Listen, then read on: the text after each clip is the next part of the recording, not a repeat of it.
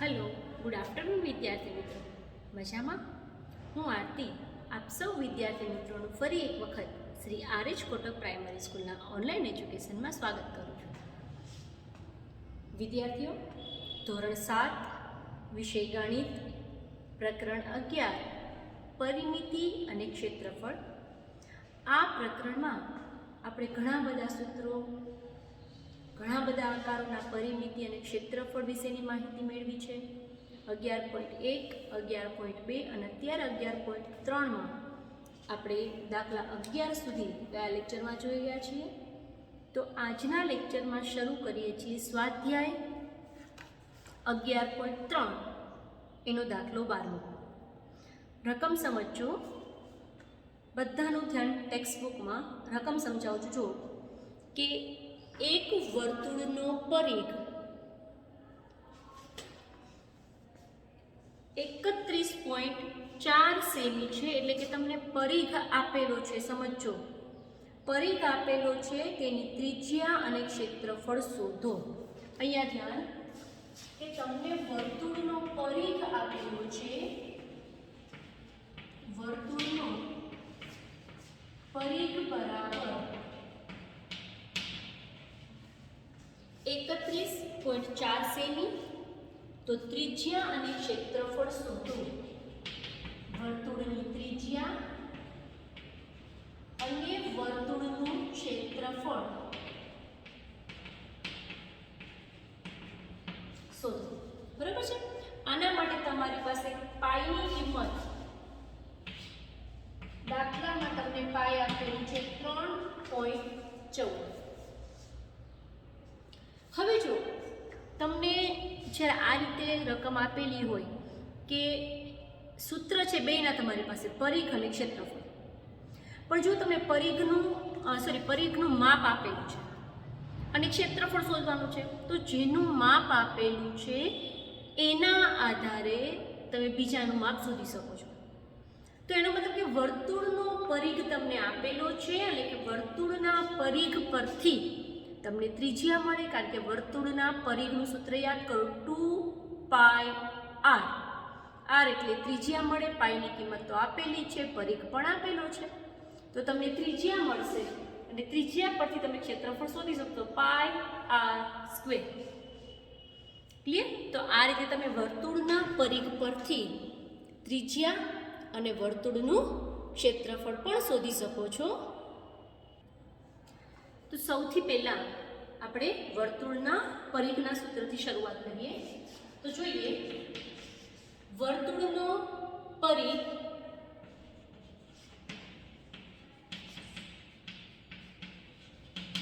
બરાબર. ચલો, પરિઘનું સૂત્ર શું છે આપણી પાસે?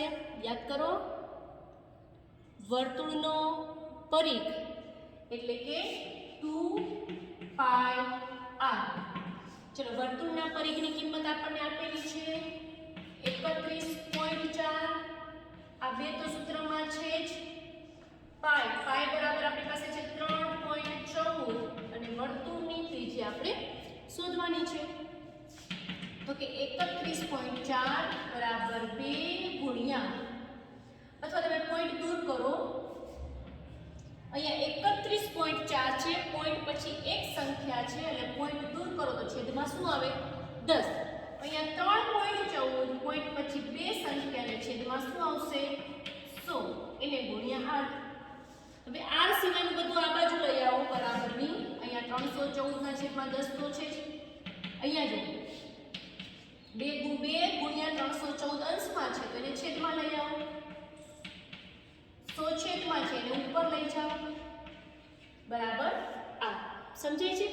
2 ગુણ્યા 314 અંશમાં છે એને આપણે છેદમાં લઈ આવ્યા. 100 છેદમાં છે એને આપણે અંશમાં લઈ ગયા. હવે આ 100 કેન્સલ, સોરી, અહીંયા એક શૂન્ય ઉડાડી દો. આ એક શૂન્ય કેન્સલ, 314 કેન્સલ.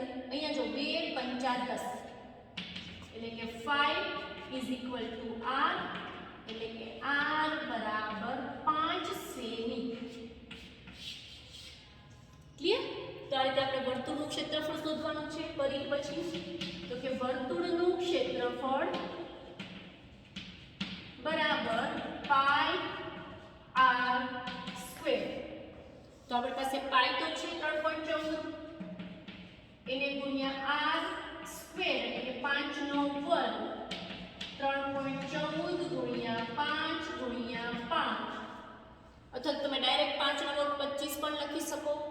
એટલે કે 314 ગુણ્યા 5 ગુણ્યા 5 એનો ગુણાકાર કરો એટલે 303.14 ગુણ્યા 25 એનો ગુણાકાર કરશો એટલે 785.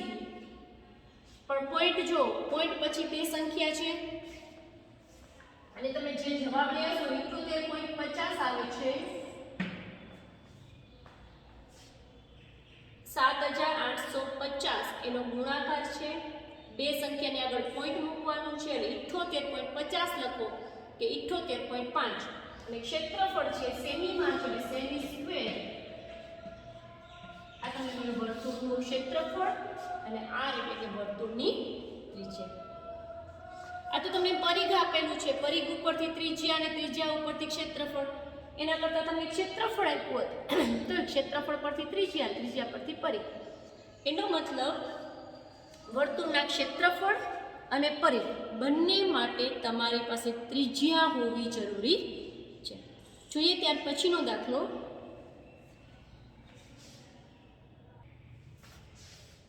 ત્યાર પછીનો દાખલો જોઈએ. આકૃતિમાં દર્શાવેલ અંદરના અને બહારના વર્તુળોના પરિઘ શોધો જેમાં પાઈ બરાબર 3.14. અહીંયા ધ્યાન જોજો, તમને આકૃતિ દેખાય છે, એક નાનું વર્તુળ છે અને એક મોટું વર્તુળ છે. તો પહેલા એ જુઓ કે ત્રિજ્યા તમને કયા વર્તુળની આપેલી છે. અહીંયા જો કેન્દ્રથી સપાટી સુધીનું અંતર એને કહેવાય ત્રિજ્યા. હવે અહીંયા જો આ નાના વર્તુળની વાત કરું તો કેન્દ્રથી સપાટી સુધીનું અંતર આપણી પાસે નથી. અહીંયા જો કેન્દ્રથી સપાટી સુધીનું અંતર નથી. મોટા વર્તુળની વાત કરું તો કેન્દ્રથી સપાટી સુધીનું અંતર છે 19 મીટર, એટલે કે મોટા વર્તુળની ત્રિજ્યા તમારી પાસે છે. નાના વર્તુળની ત્રિજ્યા તમારી પાસે નથી. તો કઈ રીતે કરવું? તો કે મોટા વર્તુળની ત્રિજ્યા તમારી પાસે 19 છે. પછી જો આ બે વર્તુળ વચ્ચેનો ભાગ આપેલો છે 10 મીટર, તો 19 મીટરમાંથી 10 બાદ કરો તો આ નાના વર્તુળની ત્રિજ્યા મળી જાય. 19 - 10 એટલે 9. તો આ બે રીતે તમે વર્તુળનો પરિઘ શોધી શકો. તો સૌથી પહેલા મોટા વર્તુળની વાત કરીએ. મોટા વર્તુળના પરિઘ માટે r બરાબર 19 મીટર. બરાબર છે? તો કે તેથી મોટા વર્તુળનો પરિઘનું સૂત્ર યાદ કરો 2πr. તો કે 2π બરાબર તમને રકમમાં આપેલું છે 3.14 અને r એટલે કે 19, એટલે કે 2 ગુણ્યા 3.14 એને ગુણ્યા 19, એટલે કે મોટા વર્તુળનો પરિઘ એનો તમે ગુણાકાર કરો એટલે કે 11,932. બે સંખ્યાની આગળ પોઈન્ટ છે તો અહીંયા બે સંખ્યાની આગળ પોઈન્ટ એટલે કે 109.32 પરિઘ છે, એટલે જવાબ આવશે મીટર. હવે નાના વર્તુળના પરિઘ માટે વાત કરીએ કે નાના વર્તુળના પરિઘ માટે ત્રિજ્યા કઈ લેશો? તો કે આખા 19 માંથી આ 10 બાદ કરો એટલે આટલો ભાગ તમને મળે છે. મેં તૂટક રેખા કરેલી છે, બરાબર છે? એટલે કે 19 - 10 બરાબર 9 મીટર. તો કે તેથી નાના વર્તુળનો પરિઘ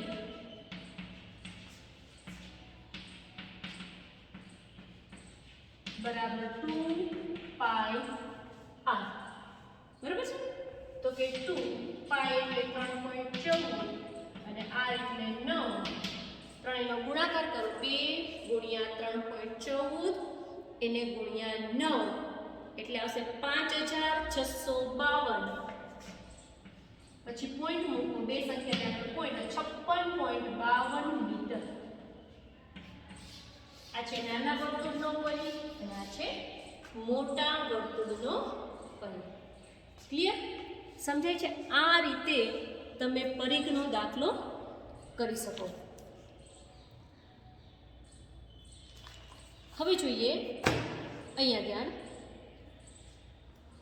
વિદ્યાર્થીઓ, વર્તુળની જ્યારે વાત હોય ત્યારે બંને વર્તુળ, એક નાનો અને મોટો, એટલે બંનેની ત્રિજ્યા અલગ અલગ હોય. અને ત્રિજ્યા માટે એક વસ્તુ તમારે ખાસ યાદ રાખવાની છે કે કેન્દ્રમાંથી સપાટી સુધીનું અંતર એને જ ત્રિજ્યા કહેવાય. તમને પાસે આ 19 અને આ 10, 10 એટલે નાના વર્તુળની ત્રિજ્યા, એવી રીતે નહીં. તમે જો અહીંયા વર્તુળના કેન્દ્રથી સપાટી, તો કે આ 19 મીટર, કેન્દ્રથી સપાટી એટલે આટલું અંતર નથી આપેલું, તો એ નાના વર્તુળની ત્રિજ્યા છે. તો એના માટે નાના વર્તુળની ત્રિજ્યા તમારે શોધવી પડે. વિદ્યાર્થીઓ, અહીંયા આપણે સ્વાધ્યાય 11.3 એ કમ્પ્લીટ કરીએ છીએ અને નેક્સ્ટ લેક્ચરમાં સ્વાધ્યાય 11.4 શરૂ કરીશું. દરેક દાખલામાં આકૃતિ હોય એમાં દોરવી કમ્પલસરી છે. દરેકમાં ક્વેશ્ચન લખી, આકૃતિ દોરી અને પછી જ દાખલો ગણો. Okay, bye, all the best.